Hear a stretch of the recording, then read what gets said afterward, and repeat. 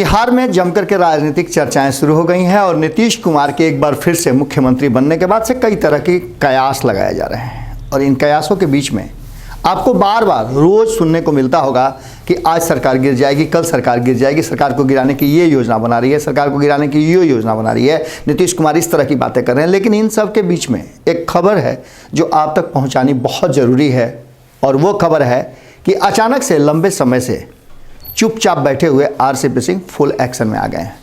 नमस्कार, स्वागत है आपका भोरे भोर के इस एपिसोड में। भारत लाइव लगातार आप तक वो खबरें पहुंचा रहा है जो खबरें आपसे कहीं ना कहीं छूट जा रही हैं, क्योंकि मेन स्ट्रीम मीडिया लगातार जो खबरें आपको दिखा रही हैं वो खबरों के हिसाब से तो ठीक हैं, पर भीतरखाने और सरकार को लेकर के जिस तरह की बातें कर रही हैं, संगठन को लेकर के जिस तरह की बातें हो रही हैं, राजनीतिक दलों को लेकर के जिस तरह की बातें हो रही हैं, वो बातें आप तक कमोबेश उतनी अनुपात में नहीं पहुंच पा रही हैं। हमारा प्रयास है कि हम जो खबरें हैं जिसका सीधा संबंध आपसे है, सरोकार आपसे है, वो खबरें आप तक पूरी बल्क में पहुंचाएं। और लगातार हमारा प्रयास भी इसी दिशा में है। हमने आपको खबरों के माध्यम से दिखाया कि किस तरह से चिराग पासवान ने डैमेज करने के बाद अब डैमेज कंट्रोल करने की कवायद शुरू कर दी है। डैमेज उन्होंने जम करके किया है और एनडीए का डैमेज ऐसा किया है कि सिर्फ एनडीए ही नहीं, महागठबंधन भी पूरी तरह से उनके प्रयास से छत-बिछत हो गया। न तो एनडीए को उस तरह का बहुमत मिला जिसकी कल्पना और जिसकी चर्चा एनडीए कर रहा था। भारतीय जनता पार्टी को हालांकि इसका फायदा जरूर मिला है, लेकिन वो फायदा किस काम का जब वो अपने बल पर, अपने दम पर सरकार नहीं बना सकते हैं। जम करके हमला और जम करके घाटा कहीं ना कहीं नीतीश कुमार को कराया गया है। और जो एक बात लगातार चिराग पासवान कह रहे थे, उस बात का कहीं ना कहीं उन्होंने प्रमाण जरूर दे दिया है कि वो नीतीश कुमार को डैमेज करना चाहते थे और डैमेज कर दिया उन्होंने। भले ही अपने लिए वो सीटें नहीं ला पाए हों, बिहार फर्स्ट, बिहारी फर्स्ट की कल्पना के साथ आगे बढ़ने वाले चिराग पासवान को बिहार की जनता ने उतना सम्मान भले न दिया हो, लेकिन एक बात तो तय है कि पिछले के हिसाब से इस बार वोटों का प्रतिशत जरूर बढ़ा है। और इन सब बातों को लेकर के एक मंथन का दौर शुरू हो गया था और नीतीश कुमार बिल्कुल अलग थलग पड़ गए थे। अशोक चौधरी ने उनका बहुत बेहतरीन ढंग से साथ दिया और इस कठिन समय में बाकी के कई लोगों ने उनका साथ छोड़ा भी। लोगों को ऐसा लग रहा था कि नीतीश कुमार बिल्कुल ही अलग थलग पड़ गए हैं। तब नीतीश कुमार ने कई ऐसे एक्ट किए जिसको लेकर के फिर से बिहार की राजनीति में नीतीश कुमार की प्रासंगिकता बढ़ गई। नीतीश कुमार ऐसे राजनीतिक धुरंधर हैं जो वक्त के हिसाब से फैसले लिया करते हैं। आपको पता होगा कि जब उन्हें 2013 में एनडीए छोड़ना था और नरेंद्र मोदी के साथ साथ अमित शाह को, जो कि गुजरात में सरकार में रहते हुए मुख्यमंत्री और गृह मंत्री रहते हुए जिस तरह से उन पर कई तरह के आरोप लगे थे, उस आरोपों को लेकर के इस देश में उनके सत्ता में आने से क्या कुछ हो जाएगा, कितना परेशान हो जाएगा यह देश और देश की जनता, इन बातों को लेकर के उन्होंने अपने आप को एनडीए से अलग कर लिया था। इन सब बातों के बीच उनको जैसे ही ज़रूरत महसूस हुई, उन्होंने तुरंत हाथ बढ़ाया और कहीं ना कहीं लालू प्रसाद, जिनको 10 से 12 सालों तक सत्ता से दूर रखा, उन्हें अपने साथ बुला लिया। इन सब बातों को लेकर के कहीं ना कहीं मजबूर होकर के और सत्ता की सुगंध सूंघ करके महागठबंधन का निर्माण हुआ और महागठबंधन में बड़े भाई के रोल में फिर से नीतीश कुमार आ गए। आज भी भारतीय जनता पार्टी के पास सीटों का आंकड़ा लगभग दुगना है, लेकिन बड़ा भाई नीतीश कुमार ही हैं और ये वो प्रमाणित भी कर रहे हैं अपनी योजनाओं, अपनी नीतियों से। बार बार भारतीय जनता पार्टी और भारतीय जनता पार्टी के नेता ये समझ रहे हैं कि वो जीत गए हैं, पर नीतीश कुमार के सामने जब भी खड़ा होते हैं तो वो बौना नजर आते हैं। इन सब बातों के बीच में अचानक से जब नीतीश कुमार ने कई एक्ट किए, कई पुराने साथियों को बुलाना जब शुरू किया, तो लोगों के दिमाग में कई तरह की बातें आ गई। लोग ये सोचना शुरू कर दिए कि आखिर नीतीश कुमार करना क्या चाहते हैं। जिन लोगों के पास एक भी सीट नहीं है, उन लोगों को अपने खेमे में बुला करके कौन सा शक्ति संचय कर रहे हैं। और ये बात बड़ी चिंताजनक हो गई उन राजनीतिक धुरंधरों के लिए जो अपने आप को चाणक्य कहते हैं। उनकी चिंताएं बढ़ा दी इस मिलन जुलन के जो भीतर खाने में योजनाएं चल रही थी, और ये नीतीश कुमार की योजना है। इस तरह की योजनाएं और एक्ट वो करते हैं जिससे अपने सामने वाले पर भारी पड़ने लगते हैं। लोगों को ऐसा लगने लगा या राजनीतिक दलों को ऐसा लगने लगा कि अब नीतीश कुमार अगला एक्ट क्या करेंगे, और इसके टोह में, इसके खोज में जो उनकी योजनाएं थे उसे ठंडे बस्ते में डाल करके अब नीतीश कुमार के एक्ट पर शोध शुरू हो गया, उस पर मंथन शुरू हो गया। नीतीश कुमार का यह एक्ट इस बात की तरफ इशारा था कि नीतीश कुमार अपनी शक्ति संचय कर रहे हैं और भारतीय जनता पार्टी जितना उन पर दबाव बनाएगी उससे ज़्यादा वो दबाव से निकलने का रास्ता खोज रहे हैं। उपेंद्र कुशवाहा के साथ उनका गठजोड़, उपेंद्र कुशवाहा को बुला करके कई दौर की बातचीत करना, नरेंद्र सिंह को बुला करके कई दौर की बातचीत करना, और इन सब बातों ने भारतीय जनता पार्टी के बढ़ते हुए रथ को अचानक से विराम दे दिया। लगाम खींचना पड़ा, और लगाम खींचने के बाद नीतीश कुमार ने एक बार फिर से कई संकेत दे दिए।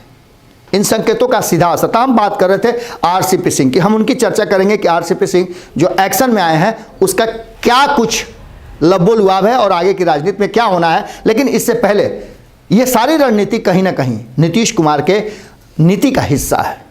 आस्ते से उन्होंने सदन में जिस तरह से ये बातें कह करके सबको चौंका दिया कि भाई जैसे दोस्त लालू प्रसाद के बेटे हो, इसलिए हम तुमसे बहुत बात नहीं करेंगे। ये बातें उन्होंने यूज किया था, प्रयोग किया था तेजस्वी यादव के लिए। और सदन में इन बातों का भले ही मतलब उस समय कुछ भी निकाला गया हो, लेकिन वो जिस तरह से गुड़ के सामने आप एक गुड़ का ढेला रख दीजिए, चींटी ऑटोमेटिक उसके पास दौड़ करके चली आती है, बिल्कुल वैसे ही राजनीतिक लोगों ने इस पर एक्ट किया।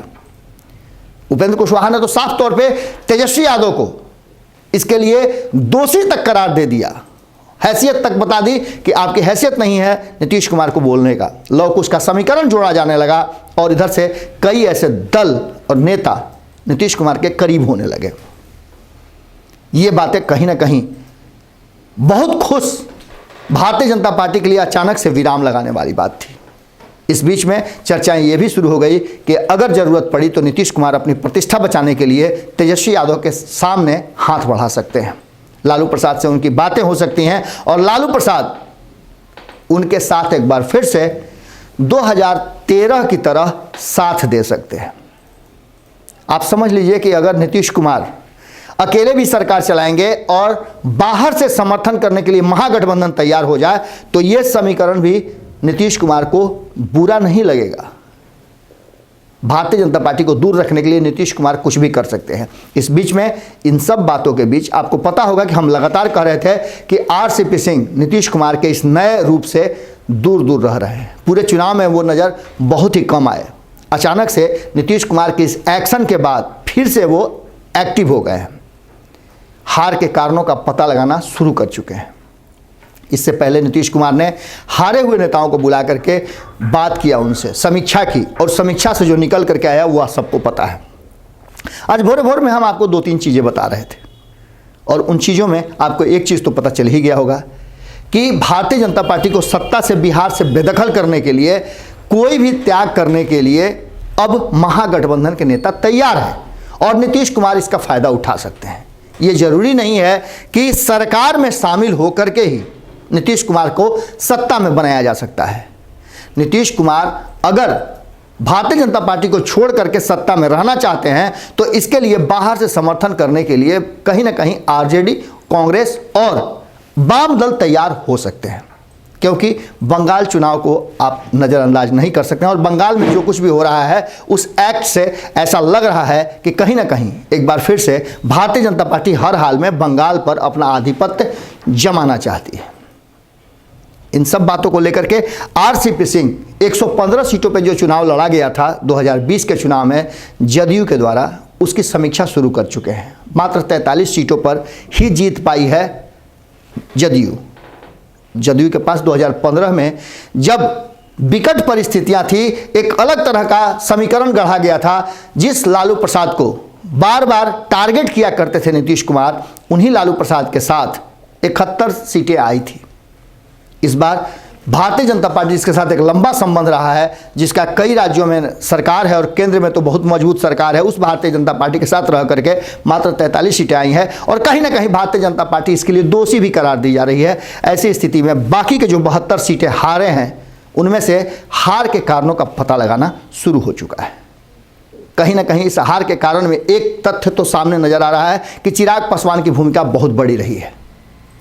इन बातों की तलाश के बाद अब नया एक्ट क्या होगा वो बहुत जल्दी आपको पता चलेगा। 12 तारीख से, यानी कि आज से ये शुरू हो चुका है और 22 तारीख तक 10 दिनों का समय रखा गया है। इन 10 दिनों में पूरी तरह से समीक्षा करके और जदयू ये तय करेगी कि अगली रणनीति उसकी क्या होगी।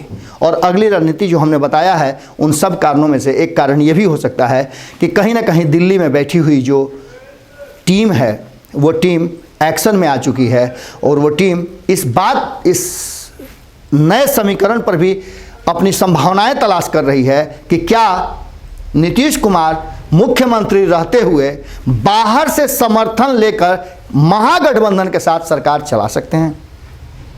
इस समीकरण पर अब तक किसी की नज़र नहीं गई थी, लेकिन भारतीय जनता पार्टी को दूर रखने के लिए समीकरण कोई भी गढ़े जा सकते हैं।